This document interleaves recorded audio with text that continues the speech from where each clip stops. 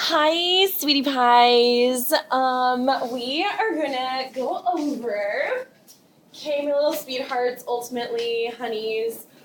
I want to look at topic number one, and it was worth the $300 amount of points. On that problem, this should definitely not have been a $300 problem. It should have been like a $1,000 problem. So this was the Atwood's machine, and they asked you to solve for the final speed of, I think, the second mass. This is how I drew my picture with the Atwood's machine. So I know that mass 2 was 3 kilograms, mass 1 was 5 kilograms, and then mass 1 was up a height of 4 meters. I set my origin to just be on that table, so that way y here would be equal to 0, and then that height up here would be equal to 4. It just made sense to me to do it that way.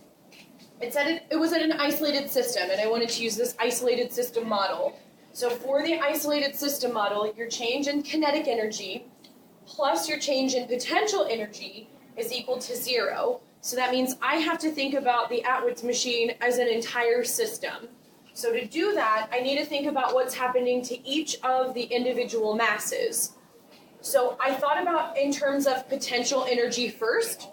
So the potential energy, let's start off just with mass 2, I think it's easier. So the potential energy of mass 2, it started off here at 0, and then it moved up some height, which we can just call, we know it moved up that 4 meters, it moved up height h.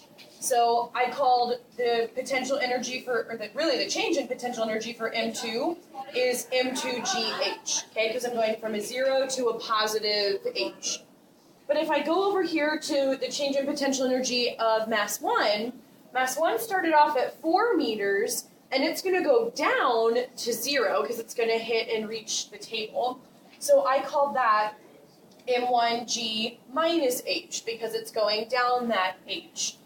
So then I just said that because ultimately it's delta U, but I'm adding them because I want to add those together. So I would do M2GH, which I have here, and then plus an M1G negative H, so I just said minus M1GH here, okay? I simplified that down a little bit more. So I said M2 minus M1, I just subbed out the G and the H here. So M2 minus M1 times GH is really what's going to be my change in U. I want to do the exact same thing for the kinetic energy. So since both of them are starting at rest, their initial kinetic energy should be 0. So if I'm thinking about their final kinetic energy, then I know that that's just going to be 1/2 mv final squared for the one and 1/2 mv final squared for the other. But what are their speeds like in relation to one another? So if they're accelerating in the same way, because it's an Atwood's machine and we know they have to have the same acceleration, and since there's no other forces acting on it, and the only reason I know that is because they told me that it was an isolated system. So because there are no other forces acting on it, and because it's probably safe for us to assume that the string isn't going to stretch, or I'm not going to have any like bouncing of the masses, then the final speeds of both of the masses should also be the same. And that's just because if their acceleration is the same and nothing else is changing, then their speed should be the same. So for the final kinetic energy of mass 1, I just wrote 1/2 M1V final squared for that one, plus the one for that second mass, 1/2 M2V final squared. So then I just took out the M1 and M2 here and said it's 1/2 M1 plus M2 times the final speed squared. And then I took this, which was my K, and I took my U, which was here, and I just brought them together and set that equal to 0. So I had my 1/2 M1 plus M2 times the VF squared plus M2 minus M1 times GH, and all of that is set equal to 0. So you should get your speed that's on that packet or that paper. This is a very, very challenging problem. So this is probably one of the hardest ones I think that I could give you in terms of isolated systems. So this is a very, very difficult one. I want to look at one more, and I think that some of you got to this one in class, and that's the reason why I want to look at this one. I think it was topic 2 and it was, the value point was $100. So the problem said something about how you kicked a sled and you gave it you like, just kicking that sled here.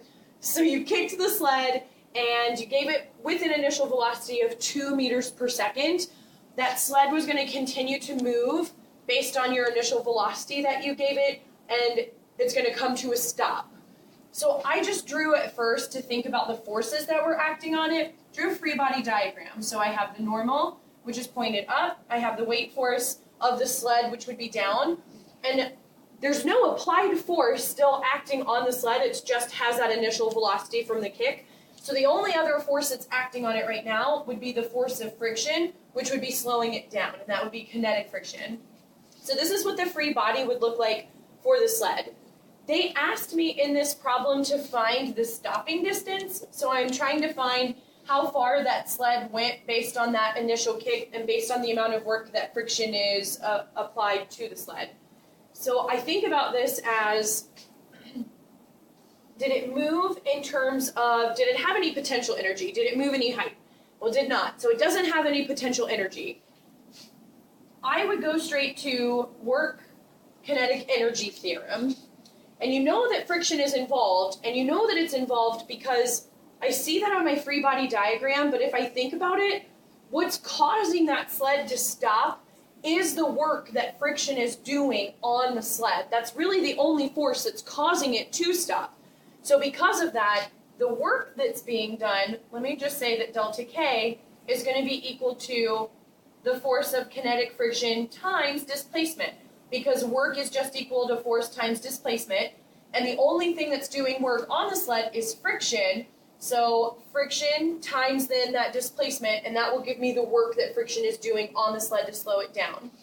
I know that kinetic energy, so if it's coming to a stop, I know the final kinetic energy is 0. So I want to focus on the initial kinetic energy that it has after I've given it that applied force. So let's say 1/2 mvi squared equals the force of kinetic friction times displacement. Let's plug in our formula that we know for kinetic friction. I know that friction is equal to mu k times the normal, but I can substitute something in for the normal, and that's because if I'm looking at my free body diagram, it's not accelerating in the y, so the normal has to equal the weight force. So then let me make that more specific and say mu k times mg. Let me plug that in here.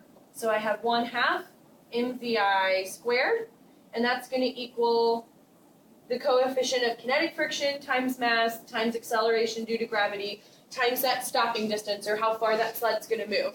I have mass on both sides, so those are now gone. I know the initial speed, they gave me that was 2. I know the coefficient of kinetic friction, they gave me that in the problem, that was 0.1. I already know what the acceleration due to gravity is, and my goal was to find the stopping distance d. So now you can find that based on this. So anytime they don't give you a mass, it's probably meaning it's because that you can end up canceling it out, and that usually is what will happen. So this is how I would do topic 2, and it was a $100 question. Okay, if you have any questions on this one or this one, let me know and post on your blog. I'm also posting that on your packet. I want you to do 5 different practice problems, and I'm going to collect that tomorrow before you have your quiz.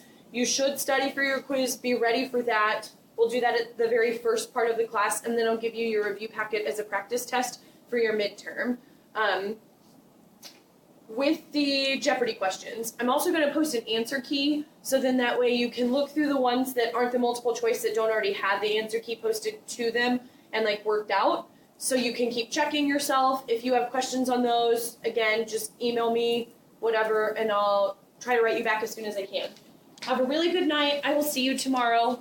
Bye, guys.